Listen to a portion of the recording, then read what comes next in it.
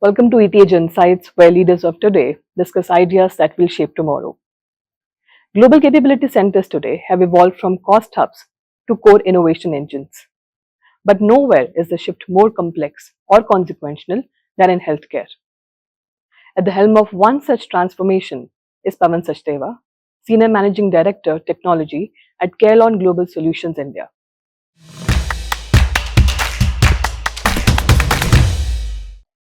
Hello, Pawan. Welcome to ETH Insights.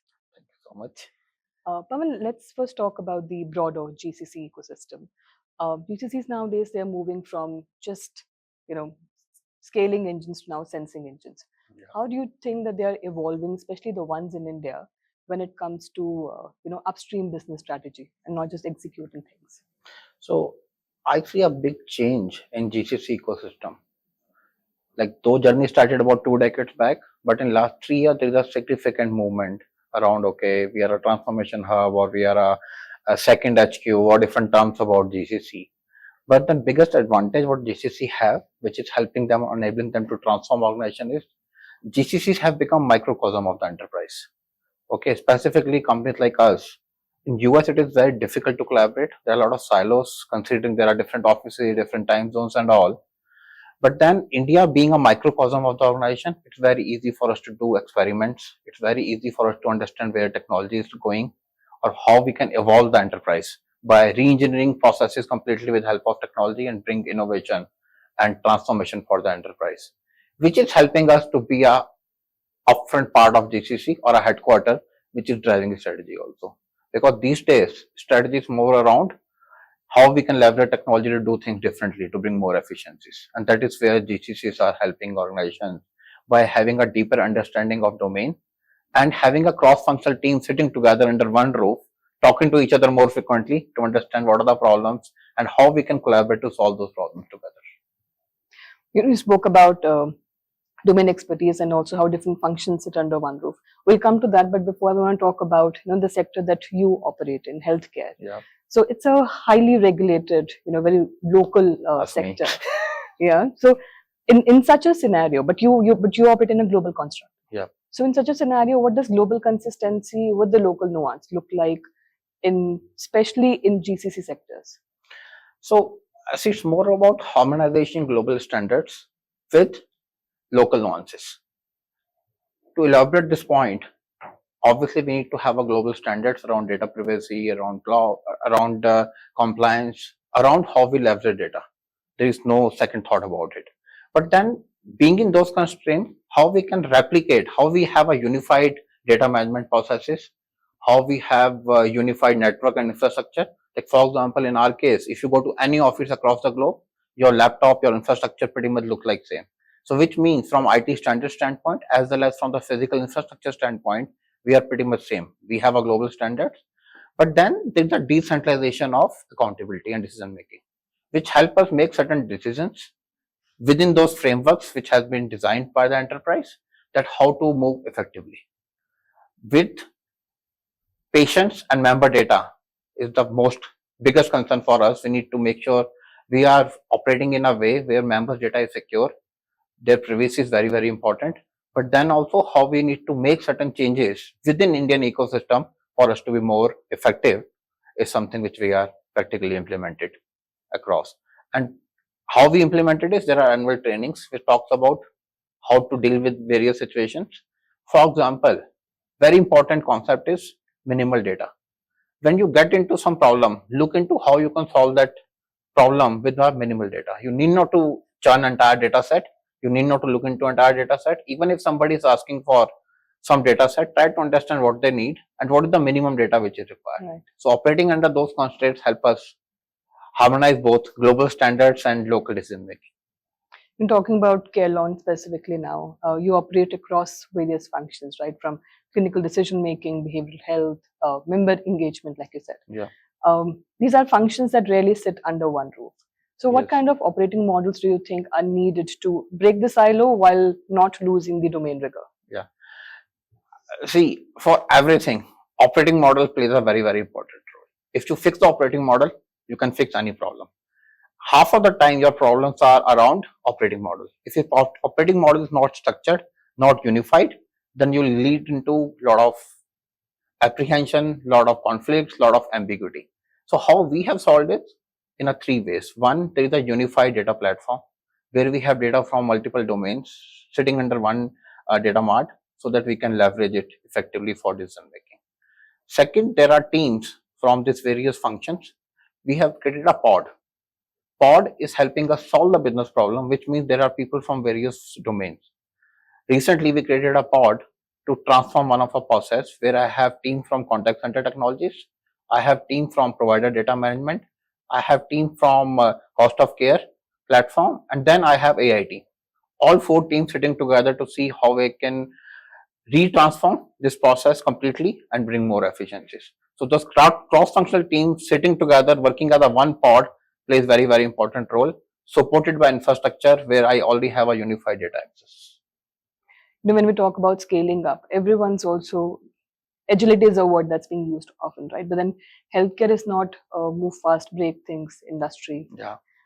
So in such a scenario, what does responsible transformation look like when you're digitizing across such high stakes, multi-stakeholder environment? Your previous question was itself leading to that answer was healthcare is a highly regulated industry. Yes. In highly regulated industry, you cannot be too agile that okay, I'll change something Yes. tomorrow without looking into bigger aspect or a bigger picture. So what we does whenever we do something, we initiate process by keeping memory in mind. How patient care is going to evolve by making some change. So patient care is in the center. Then is my provider data or provider ecosystem. Provider from your standpoint is hospitals and doctors come under provider category. So how members and providers interact more effectively is our mission. If we keep that mission in mind, then it is very easy for us to evolve, very easy for us to make certain changes.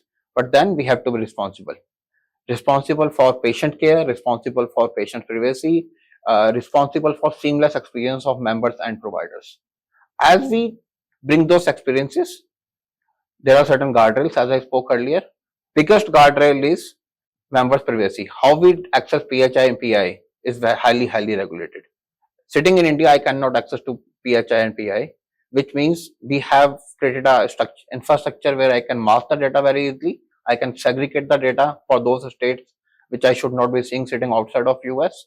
That enables me to do a lot of these changes. So being responsible, I have to make sure I am also compliant, even if system for some reason there's a new system or a new company which we have acquired doesn't have that level of standards, but then we are very clear. Whenever we start working on any project sitting in India, we need to validate everything, make sure our teams have a right access to data. They do not have access which they should not have. Then we have a lot of auditing process internally to validate randomly things that okay, whatever controls and standards we have, all those are working appropriately. And how we validate that is by doing random audits of various laptops. Then there are a lot of other controls for us to make sure we are behaving responsibly, at the same time evolving. Yes, agility is not there, but still it takes initial time whenever we kickstart any initiative, but after that, way of working is agile. Yeah. So that's But a good coming mix. from way of working to your personal way of working, you have scaled capabilities across Fortune 220 companies, and now you find yourself in a mission critical healthcare platform.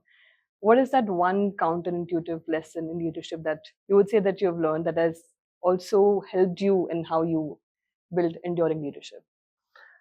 So one is focus on strategic priorities. Solving problem in a more strategic way is very, very critical. In today's world, we have a lot of resources available through academia, through startup, through larger ecosystem where you can solve any problem. But then skill has changed. There were days when we all used to focus on problem solving skill as a critical skill. But now I personally is focusing on problem identification as a skill. As far as you can identify a problem in a right time, you can solve it very effectively and move faster. So at my role at leadership level, I feel getting into role where you have some time to think over from bird eye view, where you can connect the dots and then see where is the problem and how you can solve that problem strategically rather than focusing on tactical problem solving. So you're saying that more from instead of solving, but identifying the problem first. Yes. Yeah. Problem identification is more critical to me than problem solving. I know once I identify the problem, then I can assign it to a lot of folks, a lot of Yes. people in our team, then a lot of larger ecosystem. Yes. That okay, guys, this is a problem. I need your help to solve. There are multiple hands available to solve the problem. Pawan, I would want to ask like one last question that going forward in healthcare, what is that one thing, say in the next 5, 10 years, which is not apparent right now, but one trend that you think that will change the industry? So personalization. As of today, a lot of things are standard. Like let's take our example of COVID. During COVID days, we all were focusing only on one medicine. Okay, give this medicine. That was kind of a brahmastra. Give same medicine to everyone.